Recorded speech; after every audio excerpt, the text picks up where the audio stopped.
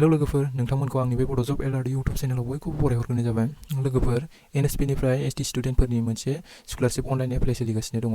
बे स्कलारशिपखौ आं दिनै गाव-गावनि मबाइलजों माबोरै एप्लाइ खालामो आं दिनै फारि-फारि दिन्थिलांगोन। नोंथांमोना भिडिअखौ जोबजासिम फारि-फारिल' नायलांनानै एप्लाइखौ खालामलांबानो जागोन। दायो मबाइलजों एप्लाइ खालामनो थाखाय गिबियाव क्रोम ब्राउजारखौ अपेन खालामनानै खनानि मोनथाम डटआव थुनानै क्रोम ब्राउजारखौ डेस्कटप साइडआव इनेबल खालामनानै लानांगोन, टिक मार्क खालामनानै लानांगोन डेस्कटप साइडखौ, अब्लानो एप्लाइखौ फारि-फारि खालामलांनो हागोन। दायो आं नोंसिनो आंनि लेपटप स्क्रिनाव माबोरै एप्लाइ खालामो दिन्थिलांसै। फै दानिया भिडिअखौ जागायनोसै। गिबियाव जोङो क्रोम ब्राउजारखौ अपेन खालामनानै लानांगोन। बेनि उनाव लिरनांगोन एनएसपि आरो सार्च खालामनांगोन। सार्च खालामनाय लोगो लोगोनो बिदि फैबाय। फार्स्टआव लिरनाय दङ नेशनेल स्कलारशिप पर्टेल हम, बेयाव थुनानै होनांगोन। बेयाव थुनाय लोगो लोगोनो फैबाय नेशनेल स्कलारशिप पर्टेलनि अफिसियेल लिंकआव। दायो एप्लाइ खालामनायनि सिगां गोदान एप्लाइ खालामगोनफोरा निउ रेजिस्ट्रेसनाव थुनांगोन।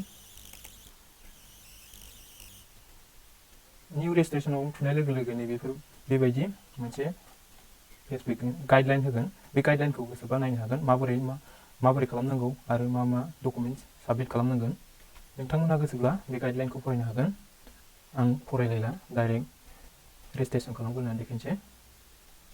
रेजिस्ट्रेसन खालामनायनि सिगां नैबे I agree to the following बेनि मोनथामबो डटखौ टिक मार्क खालामनांगोन, अब्लासो प्रसेसा चालु जागोन। बेनि उनाव नैबे कन्टिनिउआ थुनानै होदो। कन्टिनिउआव थुनाय लोगो लोगोनो रेजिस्ट्रेसन खालामनायनि फर्मआ फैबाय। बेयाव मा बुंदों, स्टेट अफ डमिसाइल बिदों। बेयाव मा होनांगोन जोङो, आसाम। बेयाव होनदों स्कलारशिप केटेगरि। बेयाव होनदों नोङो मेट्रिक पास जायाखैब्ला प्रि मेट्रिकआव होनांगोन। मेट्रिक पास जाखांनानै BA MA फरायनायब्ला मा होनांगोन, पस्ट मेट्रिकआव होनांगोन। जों दायो पस्ट मेट्रिकनिखौ बानायगोन। एप्लाइ खालामनायाव नैबेबायदि जेराव गोजा कालारनि स्टार मार्क होनाय दं, बेखौ बे फर्मखौ फिलआप खालामथारनांगोन। जेराव गोजा मार्कनि स्टार गैया बेयाव होआबाबो जागोन। दायो बेयाव बिदों स्टुडेन्टनि नाम, बेयाव गाव-गावनि नामखौ होदो। बेनि उनाव स्केम टाइपआव होदों स्कलारशिप स्केम, बेयाव होनांगोन। बिनि उनाव डेट अफ बार्थखौ होनांगोन। बिनि उनाव जेन्डारखौ होनांगोन, मेल ना फिमेल। बिनि उनाव फन नाम्बार होनांगोन मोनसे। बेयाव मबाइल नाम्बारा गाव लानाय जाथारनांगोन आरो बे मबाइल नाम्बाराव SMS फैग्रा जाथारनांगोन। बेनिखायनो मबाइल नाम्बारा थाथारनाय, SMS OTP थांनाय जाथारनांगोन। दायो मबाइल नाम्बारखौ होनोसै। इमेल आइडिखौ होआब्लाबो जागोन, मानोना बेयाव गोजा गाबनि स्टार मार्क गैया। दायो जों फैदो बेंक IFSC क'डआव। बे बेंक IFSC क'डआ गावबागाव बेंकनि आलादा जायो। बेयो गावबागाव बेंकनि पासबुक नङाबा आइडियाव थागोन, बेखौ नायनानै गावबागाव होबानो जाबाय। बेनि उनाव बे बेंकनि IFSC क'डखौनो खेबसेबाव थुबावनानै होनांगोन, एखेयै कनफार्म खालामनांगोन माने। बेनि उनाव बेयाव होनांगोन बेंक एकाउन्ट नाम्बार। बेयाव गावबागावनि एकाउन्ट नाम्बारखौ होबानो जाबाय। बेनि उनाव कनफार्म बेंक एकाउन्ट नाम्बार, माने बे एकाउन्ट नाम्बारखौनो खेबसेबाव बेयावबो होबावनांगोन। बे एकाउन्ट नाम्बार आरो IFSC क'डआ गाव-गावनि जाय स्टुडेन्टआ एप्लाइ खालामगोन बेनिनो थाथारनांगोन, नङाब्ला स्कलारशिपखौ मोननाय नङा। दायो फैदो नैबेयाव स्टेट बेंक अफ इन्डिया, बे गाव-गावनि IFSC क'डखौ एप्लाइ खालामबानो मा बेंकनि बे फैखागोन, बेखौ खालामनाय नंला। दायो फैदो नै आइडेन्टिफिकेसन डिटेल्स, बेयाव माखौ होदो, अपसन होखागोन नैबेयाव आधार कार्ड नङाबा आधार कार्ड मोनथ'वाखैबा आधार कार्ड एप्लाइ खालामदोंबा नैबे आधार कार्डनि एनरलमेन्ट आइडिखौ होनो हागोन, नङाब्ला बेगबो गैयाब्ला बेंक एकाउन्ट बेंक एकाउन्ट नाम्बारखौ होनो हागोन। दायो आं आधार कार्डखौ होनोसै। आधार कार्डआव थुनाय लोगो लोगोनो फैबाय आधार नाम्बार, बेयाव आधार नाम्बारखौ होनांसिगोन। आधार कार्डखौ होखांनायनि उनाव नैबेयाव फैदो दाना केपचा क'ड, बेखौ नैबेनिखौ थुनानै होदो, नैबे केपचाखौ। बे केपचाखौ थुखांनायनि उनाव नैबेयाव मोनथाम बाक्सुआव टिक मार्क खालामनानै होनांगोन, बेखौ खालामदो।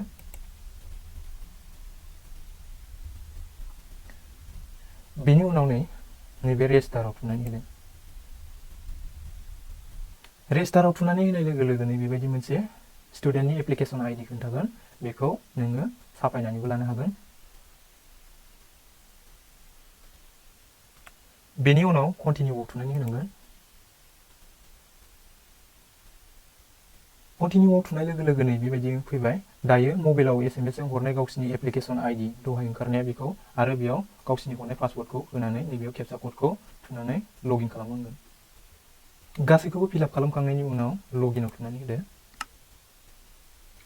लगइनआव थुनायनि उनाव बेबायदि फैगोन, मबाइलाव मोनसे SMS जों OTP हरगोन। बे OTPखौ बेयाव फिलआप खालामदो।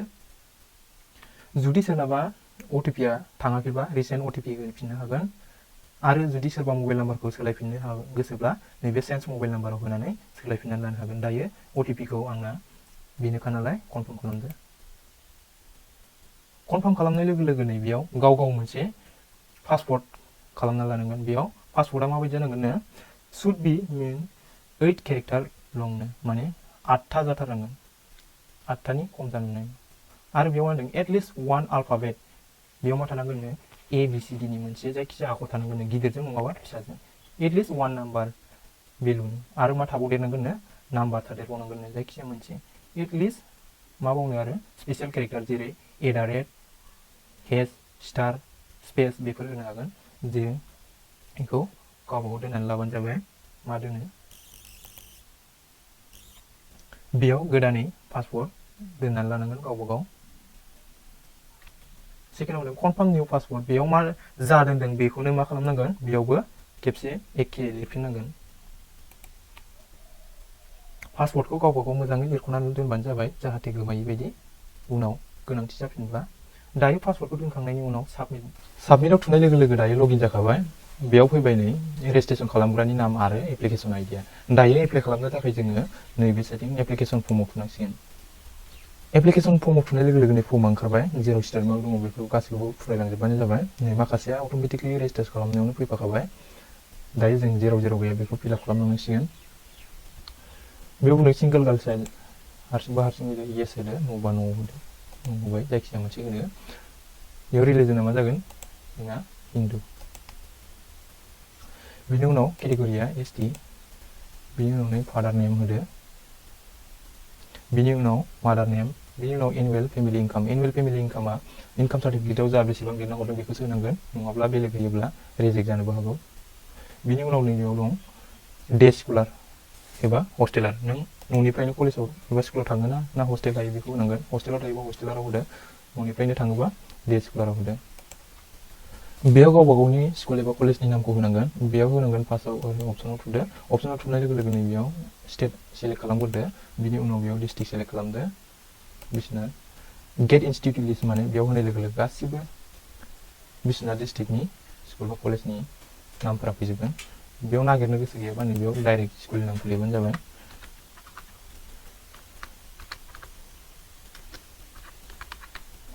सयदर कलेजावनो फैखाबाय, बेयाव टिक खालामनानै होदो आरो सेलेक्ट खालामनानै होदो। सेलेक्ट खालामनाय लोगो लोगोनो फैखाबाय।